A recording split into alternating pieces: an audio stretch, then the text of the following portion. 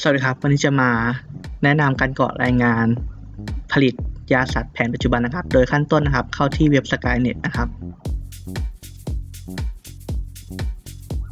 เมื่อเข้ามาแล้วครับให้คลิกที่ว่าผู้ประกอบการนะครับเสร็จแล้วก็ Open ID ครับคลิกเข้าสู่ระบบนะครับเมื่อเข้ามานะครับให้เลือกบริษัทที่จะดำเนินการรายงานนะครับเสร็จแล้วคลิกเลือกระบบรายงานประจำปีด้านยานะครับเมื่อเข้านะครับให้อ่านคำเตือนและข้อยอมรับครับแล้วก็กด agree นะครับผม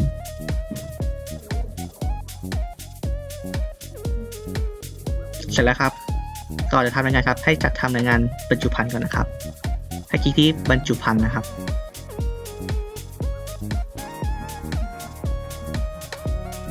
เมื่อคลิกไปแล้วให้เลือกทะเบียนยา1ทะเบียนนะครับที่จะดำเนินการรายงานนะครับแล้วกดตั้งค่าหน่วยเล็กก่อนนะครับเลือกหน่วยเล็กก่อนนะครับแล้วกดบันทึกครับเมื่อบันทึกแล้วครับฝั่งขวามือของหน้าจอจะมีปุ่มเพิ่มขึ้นมาครับให้คลิกว่าเพิ่มบรรจุภัณฑ์นะครับ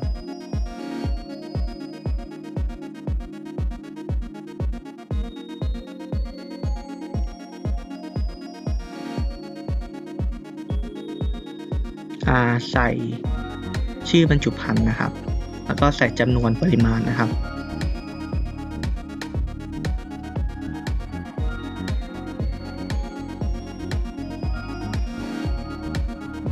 เสร็จแล้วก็บันทึกครับ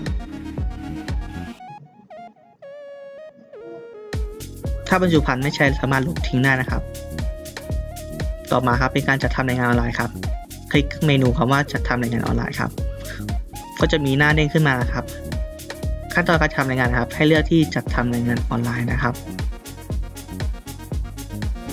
เลือกยาสัตว์แผนปัจจุบันครับ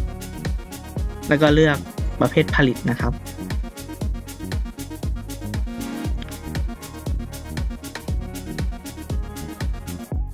เมื่อเข้ามานะครับระบบจะโชว์เลขที่ใบอนุญาตนะครับแล้วก็ทะเบียนยานะครับให้พี่เลือกเลขที่ใบอนุญาตก่อนนะครับแล้วก็เลือกทะเบียนยานะครับเสร็จแล้วการกรอกรายงานนะครับให้เลือกกรอกแถบรายงานประจำปีนะครับให้พี่เลือกบรรจุภัณฑ์นะครับกรอกยอดนำเข้ายอดผลิตในปี2561นะครับแล้วก็กรอกยอดนำจ่ายในปี2561นะครับแล้วก็กรอกราคาต่อหน่วยไปนะครับเสร็จแล้วกรอกข้อมูลการกระจายนะครับให้ครบ 100% นะครับถ้าไม่ครบ 100% ระบบจะไม่สามารถบันทึกได้นะครับ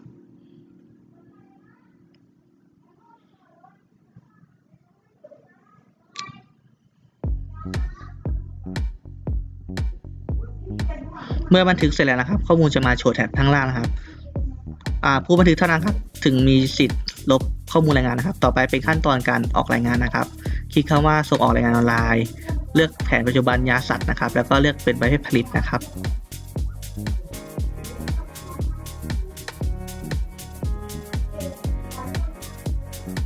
เมื่อเข้ามาแล้วครับให้เลือกปีรายงานนะครับแล้วก็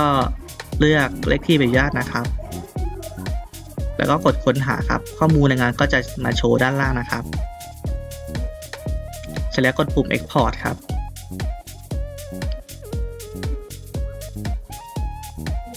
ให้เริ่มการเซฟไฟล์นะครับ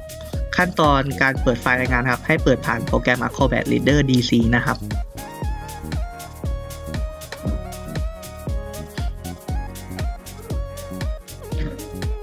เมื่อตรวจเสร็จแล้วครับ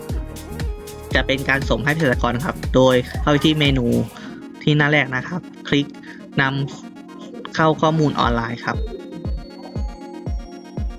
เลือกยาสัตว์แผนปัจจุบันนะครับแล้วก็เป็นประเภทผลิตนะครับเลือกไฟล์ที่ต้องการครับกดคลิกเลือกไฟล์ที่ต้องการนะครับเสร็จแล้วกด Open ครับแล้วก็คลิกปุ่มอัปโหลดไฟล์นี้ครับเมื่ออัปโหลดเสร็จแล้วครับระบบจะมาโชว์ข้างล่างครับว่ามีการอัปรายงานอะไรไปนะครับเสร็จแล้วให้เลือกเภสัชกรนะครับให้เลือกเภสัชกร1ท่านในการส่งรายงานนะครับเสร็จแล้วกดบันทึกครับ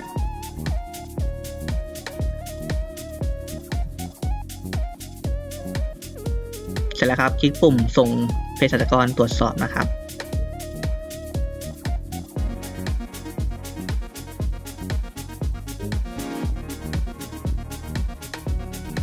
เมื่อส่งให้เภสัชกรตรวจสอบนะครับสถานะรายงานจะถูกเปลี่ยนเป็นรอเภสัชกรตรวจสอบนะครับ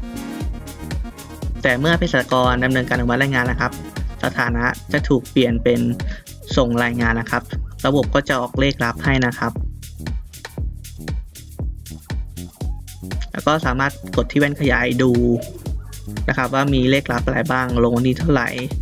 ใครเป็นคนรับนะครับก็จะมีชื่อผู้รับอนุญาตและก็ชื่อเภสัชกรผู้อนุมัติ